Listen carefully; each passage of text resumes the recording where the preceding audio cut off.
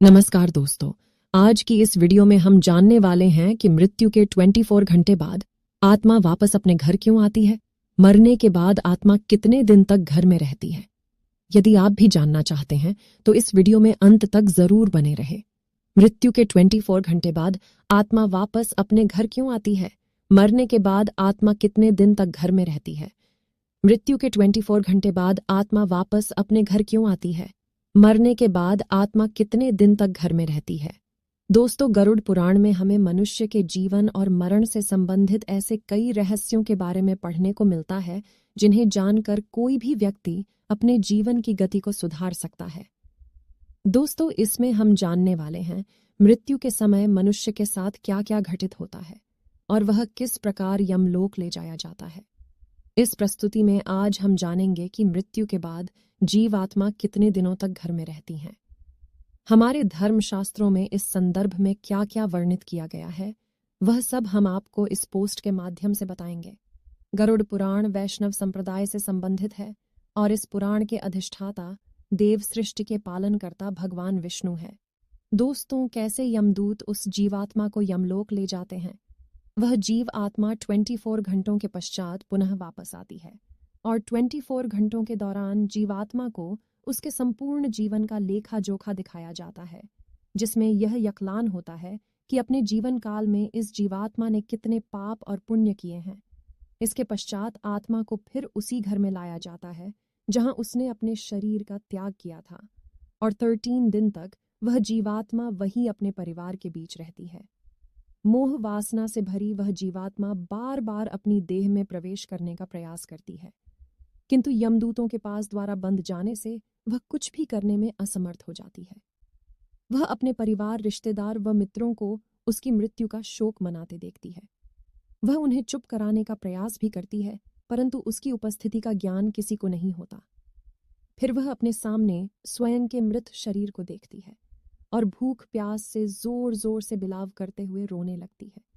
और इसके साथ साथ गरुड़ पुराण में यह भी बताया गया है कि मनुष्य पुण्य कर्म तो करता है, परंतु उसके पुण्य की संख्या उसके द्वारा किए गए पापों से कम होती है। पिंड दान क्यों करते हैं, अर्थात मनुष्य पुण्यों की अपेक्षा पाप अधिक करता है।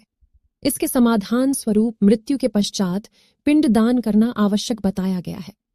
10 दिनों तक जीवात्मा के उद्देश्य से पुत्र गण पिंड दान देते हैं।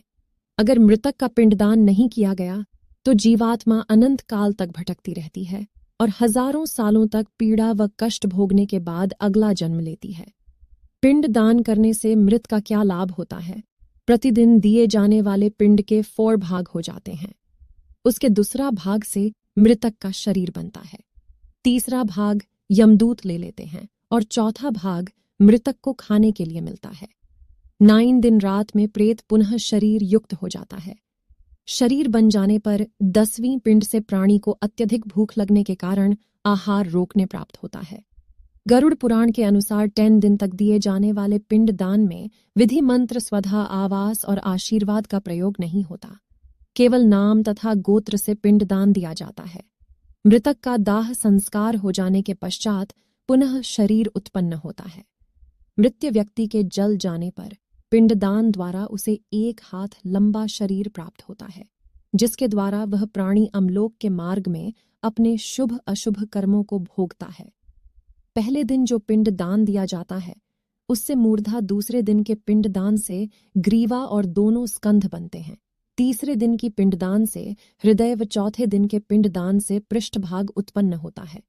5वें दिन के पिंडदान से नाभि, छठे दिन की पिंडदान से कटी प्रेस, 7वें दिन के पिंडदान से गौ विभाग, 8वें दिन के पिंडदान स्वरूप, 9वें दिन के पिंडदान से डालू पैर और 10वें दिन के पिंडदान से सुधा की उत्पत्ति होती है।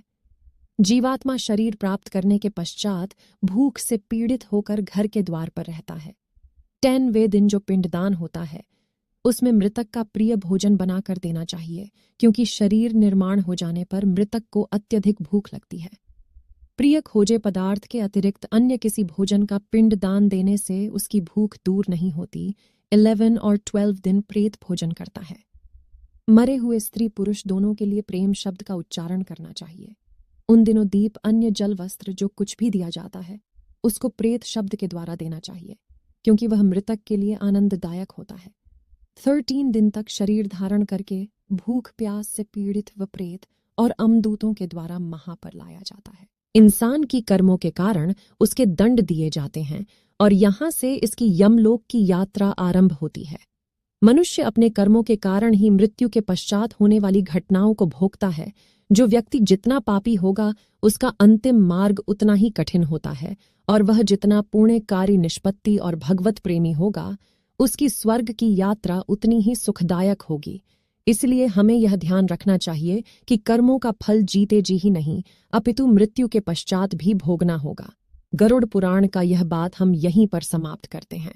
इससे आगे आप अगले भाग में जानेंगे।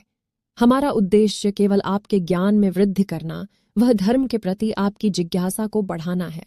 अगर हमसे कोई त्रुटि रह गई हो तो हमें क्षमा करें।